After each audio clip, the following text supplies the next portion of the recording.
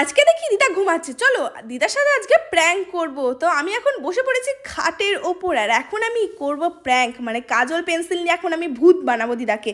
আর এই দেখো আমি কিন্তু শুরু করে দিয়েছি আমার কাজ করা, আর দিদা দেখো ঘুমিয়ে একবার সারাও হয়ে রয়েছে, মানে মানে সারাও দিচ্ছে না কিছু না, আর মা এদিকে হেসে যাচ্ছে আমার কাণ্ড কারখানা দেখে। আর কি বলবো, এই দেখো দিদার ফাইনাল লুক। চলো এবার আমি দিদাকে ডেকে নিই, দিদা নিজেকে দেখে কি রিয়াকশন দেয় চলো আমিও দেখি আর তোমাদেরকেও দেখাই। কেমন লাগছে?